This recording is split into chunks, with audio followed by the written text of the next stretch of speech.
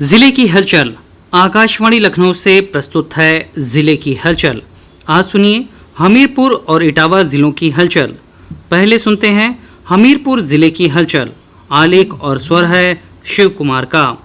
जनपद हमीरपुर की राड विधानसभा में उत्तर प्रदेश के मुख्यमंत्री योगी आदित्यनाथ अपने 21 जून के प्रस्तावित भ्रमण कार्यक्रम के तहत आए और उन्होंने जनपद हमीरपुर की दोनों विधानसभाओं को 636.82 करोड़ की लागत की 75 परियोजनाओं का शिलान्यास और लोकार्पण कर जनता को समर्पित किया। साथ ही जन कल्याणकारी मुख्यमंत्री युवा रोजगार योजना, मुख्यमंत्री मुद्रा उद्यमी विकास अभियान योजना, मुख्यमंत्री कन्या सुमंगला योजना, मुख्यमंत्री आवास योजना, परिवार नियोजन, जननी सुरक्षा योजना, मुख्यमंत्री जन आरोग्य योजना, मुख्यमंत्री बाल सेवा योजना के कुल 12 लाभार्थियों को मंच से डेमो चेक देकर सम्मानित किया। मुख्यमंत्री से सम्मान और प्रमाण पत्र पाकर लाभार्थियों के चेहरे खिल गए। आयोजित जनसभा को संबोधित करते हुए उन्होंने कहा कि पहले बुंदेलखंड के लोग पानी और रोजगार की समस्या को लेकर पलायन करने को मजबूर थे, लेकिन अब नमामि गंगे मिशन जल शक्ति के चलते हर घर नल जल से जल मिल रहा है। बेरोजगार को रोजगार देने के लिए प्रत्येक माह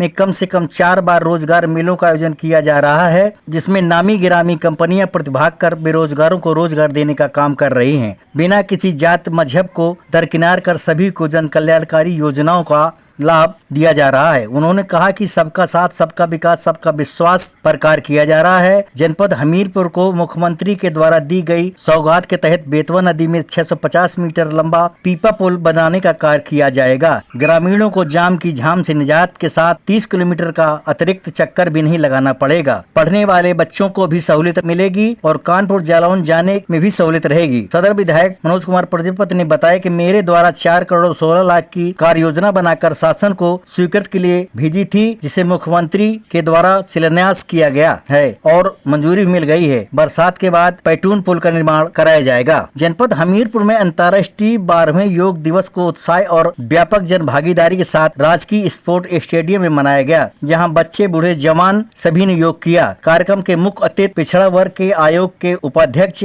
सोहन लाल श्रीमाली, नोडल अधिकारी भूतत्व निदेशक माला श्रीवास्तव, राज्यसभा सदस्य बाबूराम निषाद सहित अन्य लोगों ने योग अभ्यास किया। इस अवसर पर योग प्रशिक्षक ने कहा कि योग भारत की प्राचीन एवं अमूल्य सांस्कृतिक धरोहर है। योग केवल शारीरिक व्यायाम तक सीमित नहीं है, बल्कि यह मानसिक, शारीरिक, आध्यात्मिक संतुलन स्थापित करने में प्रभावी माध्यम है। बुंदेलखंड के विकास और शिक्षा व्यवस्था को सुदृढ़ करने की दिशा में सरकार ने महत्वपूर्ण कदम उठाया है। बांदा कृषि एवं प्रौद्योगिकी विश्वविद्यालय के छात्रों को सुविधापूर्ण माहौल उपलब्ध कराने के लिए 31 करोड़ 48 लाख रुपए की लागत से 2 भव्य व अत्याधुनिक छात्रावासों का निर्माण कार्य शुरू करा दिया गया है। सुविधाओं से सुसज्जित छात्रावासों में रहने से बुंदेलखंड सहित अन्य जिलों के अध्ययनरत छात्रों को उच्च शिक्षा की राह सुगम और आसान होगी। जनपद हमीरपुर में त्रिस्तरीय पंचायत चुनाव की मतदाता सूची का अंतिम प्रकाशन कर दिया गया है। वर्ष 2021 की अपेक्षा 2026 में लगभग 5% मतदाताओं की वृद्धि विशेष पुनरीक्षण अभियान के बाद हुई है। 2026 की मतदाता सूची में 34,495 नए मतदाता शामिल हुए हैं। वहीं 4,556 संभावित डुप्लीकेट मतदाताओं के नाम डिलीट भी किए गए हैं। सहायक जिला निर्वाचन अधिकारी एस.के. शुक्ला ने बताया कि राज्य निर्वाचन आयोग के निर्देशानुसार विशेष पुनरीक्षण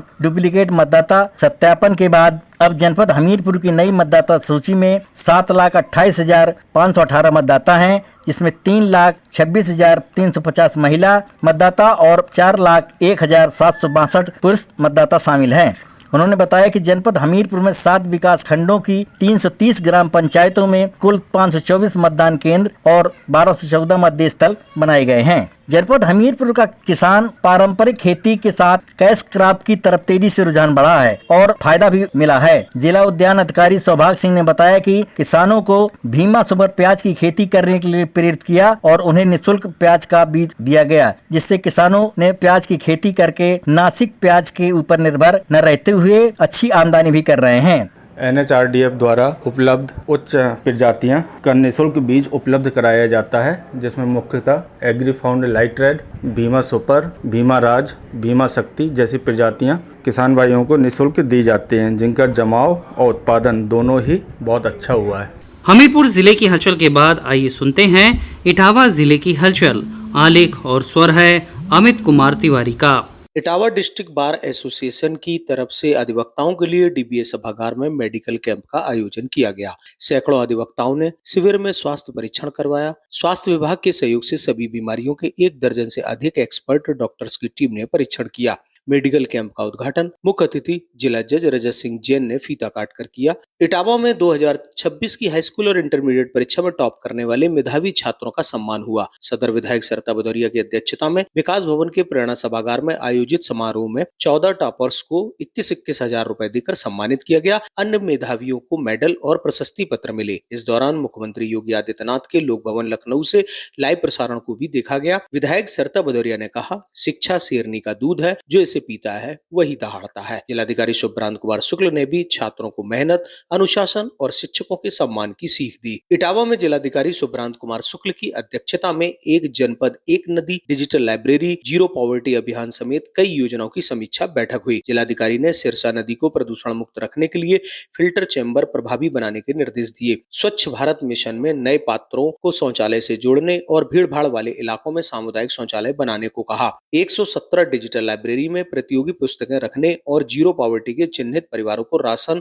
हर घर नल का लाभ प्राथमिकता से देने के निर्देश दिए। केंद्र सरकार के 12 साल पूरे होने पर इटावा में उद्यमी संवाद कार्यक्रम हुआ। सदर विधायक सरिता भदौरिया की अध्यक्षता में विकास भवन के प्रेरणा सभागार में आयोजित कार्यक्रम में विधायक ने कहा कि 12 साल में भारत ने अभूतपूर्व विकास किया है। इटावा के अंगोछा, बेडशीट, खीर मोहन जैसे उत्पादों को भी नई पहचान मिली है। उन्होंने बताया कि ओडीओपी योजना में 2000 लोगों को टूल किट, विश्वकर्मा योजना में 5805 को प्रशिक्षण और युवा उद्यमी अभियान में 1937 युवाओं को 74 करोड़ से अधिक ऋण मिला। जिलाधिकारी शुभ्रांत कुमार शुक्ल ने भी युवाओं से नवाचार के साथ आगे आने की अपील की। कार्यक्रम में लाभार्थियों को ऋण चेक और टूल किट वितरित की गई।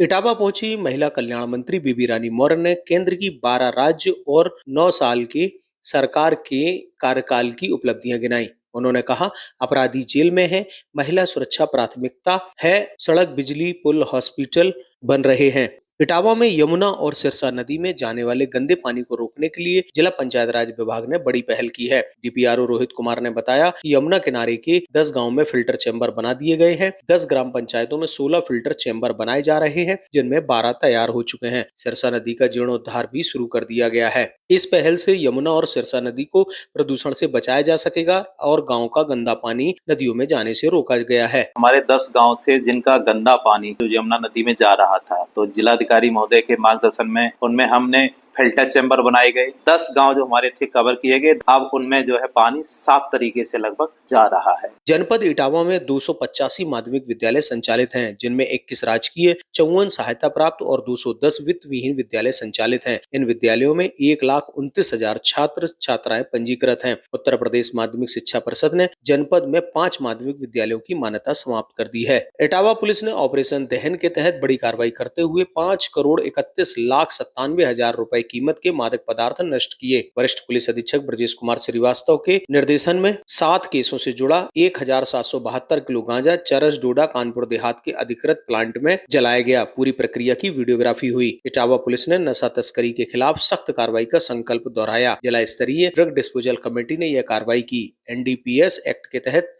विभिन्न थानों पर पंजीकृत 7 अभियोगों से संबंधित कुल 1,772 किलोग्राम मादक पदार्थ नष्ट किए गए। 12वें अंतर्राष्ट्रीय योग दिवस पर पहुंचे ऊर्जा एवं अतिरिक्त ऊर्जा स्रोत विभाग के राज्य मंत्री कैलाश सिंह राजपूत ने नुमाइश पंडाल में पहुंचकर योग किया। उन्होंने कहा कि प्रधानमंत्री जी को बधाई देता हूं, देश की जनता को स्वस्थ रखने के लिए यह प्रारंभ किया है, निश्चित ही बधाई के पात्र हैं। लखनऊ में कोचिंग सेंटर में आग से 15 छात्रों की मौत के बाद इटावा प्रशासन सतर्क हो गया।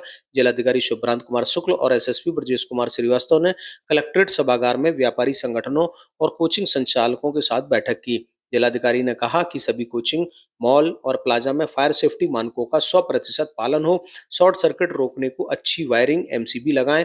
एसएसपी ने बिना रजिस्ट्रेशन चल रहे कोचिंग पर कार्रवाई के निर्देश दिए। ये था आकाशवाणी लखनऊ के क्षेत्रीय समाचार एकांश द्वारा प्रस्तुत जिले की हलचल का आज का अंक।